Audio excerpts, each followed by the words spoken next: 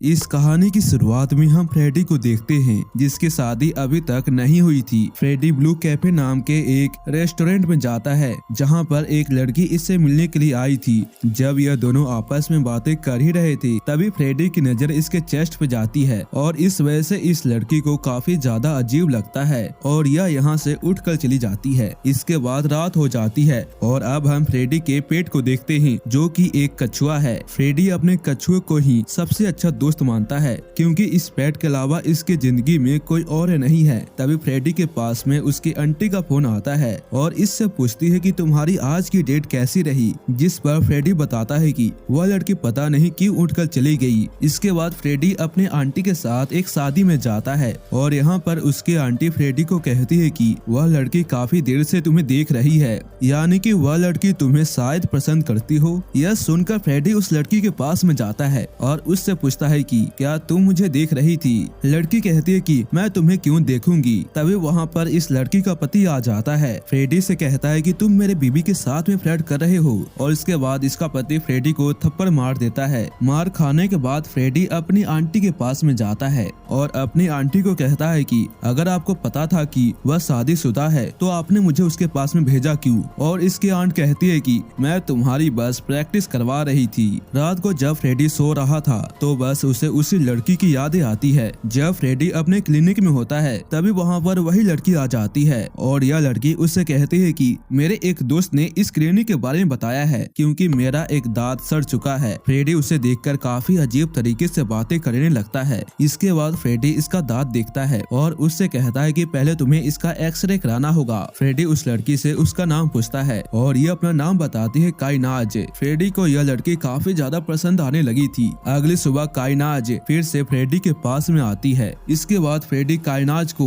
Operation room में लेकर जाता है और जब काइनाज बेहोश होती है तभी फ्रेडी उससे कहता है कि मैं तुमसे प्यार करता हूँ और इसके बाद फ्रेडी इसका ऑपरेशन कर देता है। इसके बाद हम देखते हैं कि जब ये अपने घर पे जाती है तभी इसका पति इससे कहता है कि तुम इतनी देर से कहाँ थी। काइनाज बताती है कि वह डॉक्टर के पास में गई थी अपने दांत का इलाज करवाने के लिए। यह सुनकर इसका पति पीटने लगता है और इससे कहता है कि मैं यहाँ पर कब से भूखा प्यासा बैठा हूँ और तुम बाहर जाकर घूम रही हो। अब हम फ्रेडी को देखते हैं जो कि घर के बाहर था और यह सब देखकर फ्रेडी को बहुत ही ज्यादा गुस्सा आता है। रात को जब फ्रेडी सो रहा था तो उसे अपने बचपन की कुछ बातें याद आती है कि कैसे उसके पिता ने उसकी माँ को जान से मार दिया था उसकी आंखों के सामने, जिसके बाद उसके पिता भी अपने आप को जान से मार दिए थे। अगले दिन फ्रेडी फिर से काइनाज का इंतजार करता है लेकिन काइनाज इस बार इसके क्लिनिक में नहीं आती। इसके बाद फ्रेडी उसके पास में फोन करता है और वह उससे कहती है कि मेरा पति नहीं चाहता कि मैं इलाज करवाऊं। यह सुनकर फ्रेडी उससे कहता है कि मैं तुम्हारे घर के बाहर आ रहा हूं तुमसे मिलने के लिए। जब ये दोनों एक साथ मिलते हैं तभी फ्रेडी उसे आइसक्रीम खिलाता है और फ्रेडी उससे कहता है कि तुम चिंता मत करो, जल्दी तुम्हारा दांत ठीक हो जाएगा। इसके बाद फ्रेडी यहाँ से चला जाता है और समय के साथ इन दोनों के बीच में नजदीकियां भी बढ़ जाती है क्योंकि काइनाज भी अब फ्रेडी से प्यार करने लगी थी। जब काइनाज घर पे जाती है तो वह अब फ्रेडी का फोन नहीं उठाती।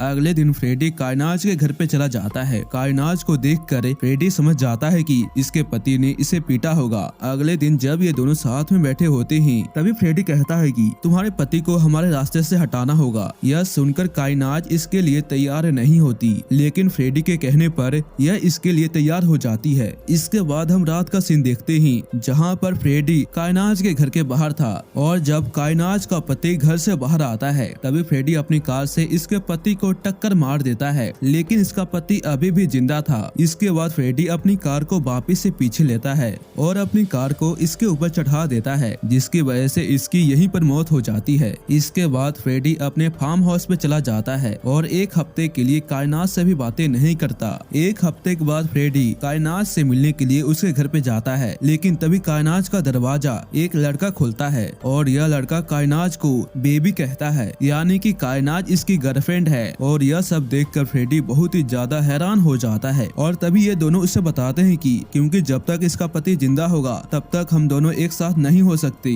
और काइनाज ये भी कहती है कि हमारे पास में पूरा सबूत है कि तुमने मेरे पति को जान से मारा है। इसके बाद काइनाज का बॉयफ्रेंड फ्रेडी को मारकर यहाँ से भगा देता है और यहाँ पर फ्रेडी भी कुछ भी नहीं कर सकता और यह घर जाकर बहुत ही ज्यादा रोने लगता है। इसके बाद सुबह होती है तो फ्रेडी को उन दोनों पर बहुत ही ज्यादा गुस्सा आता है और फ्रेडी सोचता है कि वह अब उन दोनों से बदला जरूर लेगा। तभी फ्रेडी इसके घर का डुप्लीकेट चाबी बनाकर इसके अंदर चला जाता है और खाने में नशीली दवाई मिलाकर कायनाज के बॉडी लोशन में एक लिक्विड मिला देता है। इसके बाद जब ये दोनों वापिस से घर के अंदर में आते हैं और कायनाज वॉशरूम में जाकर बॉडी लोशन को लगा लेती है और खाना खाने के बाद ये दोनों ही सो जाते हैं और इस दवाई की वजह से ये दोनों गहरी नींद में होते हैं। और तभी फ्रेडी रात को इनके घर के अंदर में घुस जाता है और कायनाज के फोन से अपने फोन पे मैसेज करता है कि क्या मैं तुम्हारी कार ले सकती हूँ। और इसके बाद फ्रेडी फोन में से सभी फोटो को डिलीट कर देता है जो कि इसके खिलाफ सबूत है और नीचे जाकर यह इनके कार के ब्रेक को भी फेल कर देता है ताकि इनका एक्सीडेंट हो जाए। रात को अचानक से कायनाज की आंखें खुल जाती है। इसके पूरे शरीर पर अजीब तरीके के दाग है, इसलिए यह अपने बॉयफ्रेंड के साथ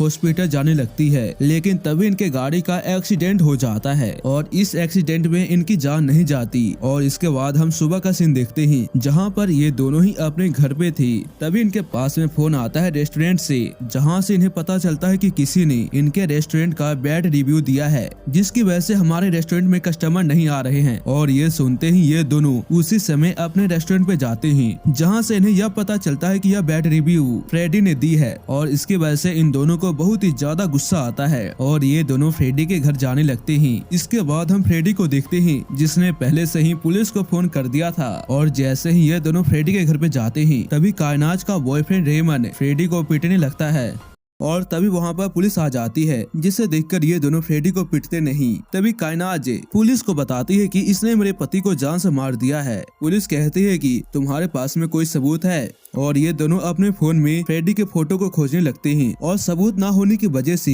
पुलिस इनकी बात को नहीं मानती। इसके बाद पुलिस फ्रेडी से पूछती है कि क्या तुम इनके खिलाफ कंप्लेन कराना चाहते हो, लेकिन फ्रेडी कहता है कि नहीं। और अब कायनाज और इसका बॉयफ्रेंड सोचते हैं कि अब हम दोनों फ्रेडी को परेशान कर देंगे। जब एक दिन फ्रेडी अपने घर पे जाता है तो वह देखता है कि उसके घर का हर एक सामान टूट चुका है और तभी से वहाँ पर एक बुलेट मिल जाती है। और इस बुलेट को देखकर फ्रेडी कायनाज को फोन करता है और उससे कहता है कि जैसे तुम दोनों ने मेरे घर पर बुलेट छोड़ दिया है वैसे ही मैंने तुम्हारे घर में एक सांप छोड़ दिया है। और यह सुनते ही ये दोनों डर जाते हैं और अपने घर से निकलकर पूरी रात एक होटल में रुकते हैं। इसके बाद कायनाज फ्रेडी को फोन करती है और उससे कहती है कि आज हमने तुम्हारे कछुए का सूप बनाया है। और यह सब सुनकर फ्रेडी को बहुत ही ज्यादा गुस्सा आता है और वह बहुत ही ज्यादा रोने लगा था क्योंकि इस कछुए के अलावा इसकी जिंदगी में कोई और इसका दोस्त नहीं है। और अब इसके बाद फ्रेडी इन दोनों को जान से मारने का सोच लेता है। इसके बाद फ्रेडी एक भिखारी के पास में जाता है और उससे कुछ पैसे देकर उससे कहता है कि तुम पुलिस के पास में जाओ और उससे कहो कि मैंने रात को उस खूनी की कार देखा है। इसके बाद यह भिखारी पुलिस के पास में जाकर सब कुछ बता देता है जैसा उससे फ्रेडी ने कहा था। इसके बाद पुलिस फ्रेडी के घर पे जाती है। फ्रेडी पुलिस को बताता है कि उस रात मेरी कार रेमन के पास में थी और कायनाज ने अपने बॉयफ्रेंड के साथ मिलकर अपने पति को जान से मरवा दिया था। फ्रेडी अपने फोन में कायनाज का एक मैसेज भी दिखाता है जिसमें लिखा था कि क्या मैं तुम्हारी कार कुछ देर के लिए ले सकती हूँ। इस मैसेज को देखकर पुलिस को यकीन हो जाता है कि फ्रेडी सच कह रहा है। इसके बाद फ्रेडी अपने फार्म हाउस जाने के लिए निकल जाता है और यह फोन से कायनाज को बताता है कि अगर तुम मुझसे सॉरी बोलोगी तो मैं पुलिस को सब कुछ बता दूंगा। कायनाज उससे पूछती है कि हम तुमसे मिलेंगे कहाँ पे और फ्रेडी उसे अपने फार्म हाउस का एड्रेस बताता है। लेकिन यह दोनों सोचते हैं कि हम फार्म हाउस में जाके फ्रेडी को जान से मार देंगी। फ्रेडी ने इन दोनों को अपने साथ में एक सूटकेस लाने के लिए कहा था और ऐसा इसने क्यों कहा हमें आगे पता चलेगा।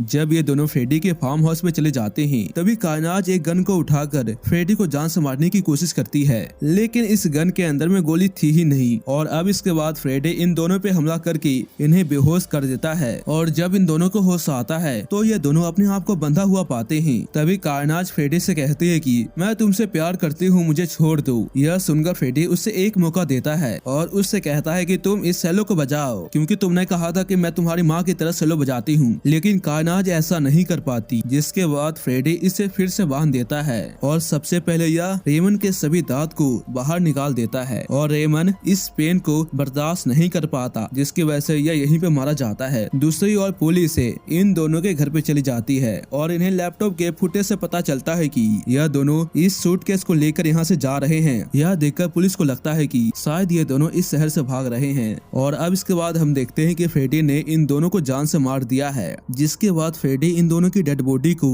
अपने फार्म हाउस के बाहर दफना देता है और इनके कब्र के ऊपर लेट जाता है। और इसी के साथ ये कहानी यहीं पे खत्म हो जाती है।